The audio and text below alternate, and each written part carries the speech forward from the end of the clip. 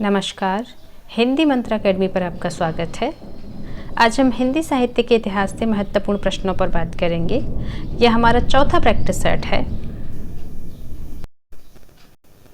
चलिए फिर शुरू करते हैं आज की क्लास। हमारा पहला प्रश्न है,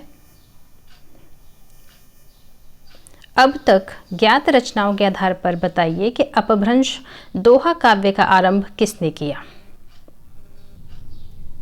अब तक ज्ञात रचनाओं के आधार पर बताइए कि अपभ्रंश दोहा काव्य का आरंभ किसने किया। आपके ऑप्शन हैं राम सिंह, जोइंदु कवि, धनपाल, अद्दहमाण यानी अब्दुल रहमान भी कहते हैं और अद्दहमाण भी बहुत जगह आपको लिखा हुआ मिलेगा। तो आप उत्तर देने का प्रयास करें। इसका सही उत्तर होगा जोइंदु कवि। चलिए बढ़ते हैं अगले प्रश्न पर।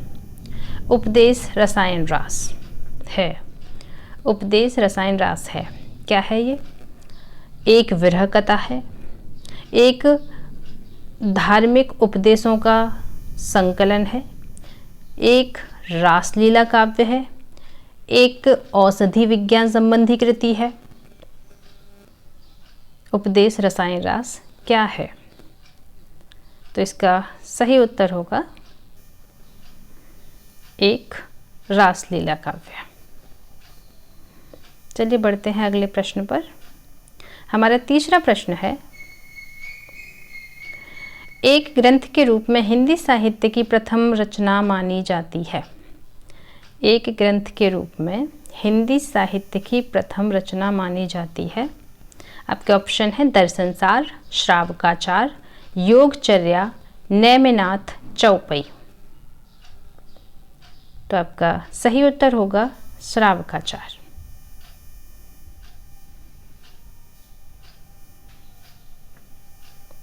बढ़ते हैं अगले प्रश्न पर। चौथा प्रश्न है हमारा, गोरखनाथ अपने युग के सबसे बड़े नेता थे, यह किसका कथन है? गोरखनाथ अपने युग के सबसे बड़े नेता थे, यह किसका कथन है? आपके ऑप्शन हैं राम कुमार वर्मा, रामविलास शर्मा, रामचंद्र शुक्ल और डी ऑप्शन है हजारी प्रसाद द्विवेदी। आपका सही उत्तर है राम कुमार वर्मा। चलिए बढ़ते हैं अगले प्रश्न पर। हमारा पांचवा प्रश्न है, ये यहाँ पे गलत टाइप हो गया है। ये पंक्ति है गोरख जगायो जोग, यहाँ गोरखपुर लिख गया है। ये यहाँ पे ये गोरख जगायो जोग भगति भगायो लोग, सिर्फ यहाँ पे ये गोरख होगा। ये किसकी पंक्ति है? ईश्वरदास, तुलसीदास, रामानंद या फिर चौथा ऑप्शन है आपका वल्लभाचार्य। तो इसका सही जवाब होगा तुलसीदास। चलिए बढ़ते हैं अगले प्रश्न पर। अगले प्रश्न में ये पंक्ति है, जोय जोय पिंडे सोई ब्रह्मांडे।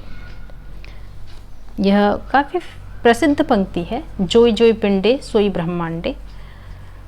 कई बार यह पूछी गई है प्रतियोगी परीक्षाओं में, तो आप उत्तर देने का प्रयास करें। आपके ऑप्शन है सरहपा, जलंधरनाथ, मच्छंदरनाथ, गोरखनाथ। तो इसका सही उत्तर होगा गोरखनाथ।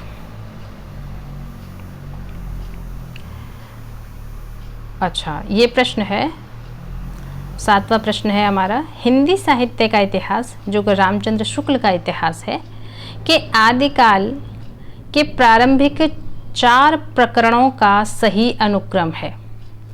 जो हिंदी साहित्य का इतिहास है, रामचंद्र शुक्ल का ग्रंथ जो है, उसके आदिकाल में जिसमें 4 प्रकरण हैं, उन चारों प्रकरणों का सही क्रम क्या है, ये पूछा है आपसे।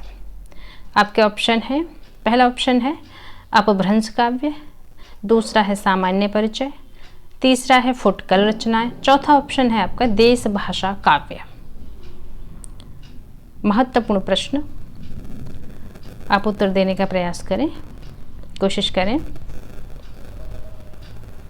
इसका सही उत्तर होगा सबसे पहले बी ऑप्शन आएगा, सामान्य परिचय। फिर उसके बाद अपभ्रंश काव्य, तीसरे पर आएगा देश भाषा काव्य और चौथे पर आएगा फुटकल रचनाएं। अब देख लीजिए ये किस ऑप्शन में है हमारा। सबसे पहले आएगा बी ऑप्शन, सामान्य परिचय, बी ऑप्शन सामान्य परिचय, फिर ए अपभ्रंश काव्य।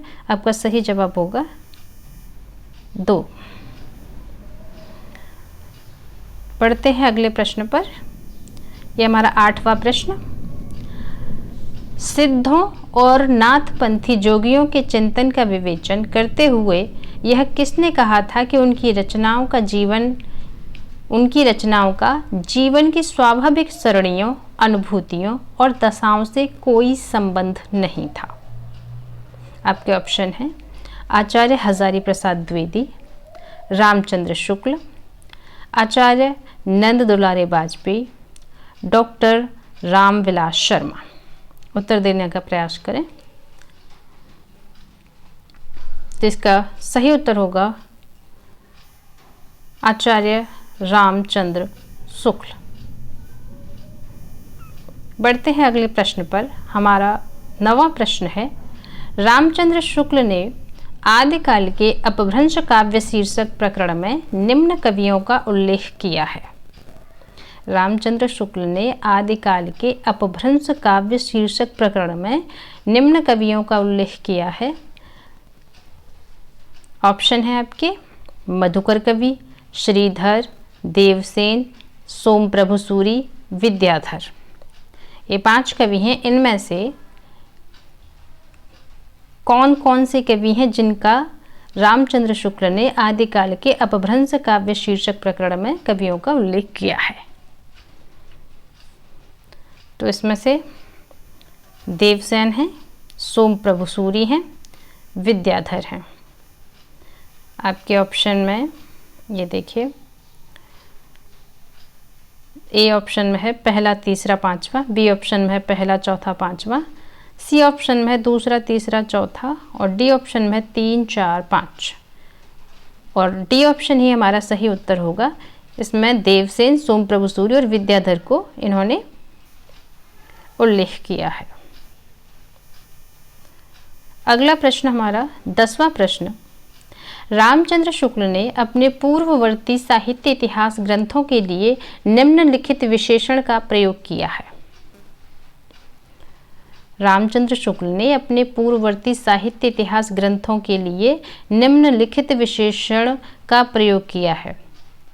पहला ऑप्शन है शिव सिंह सरोज। शिव सिंह सरोज के लिए कविवृत्त संग्रह कहा है।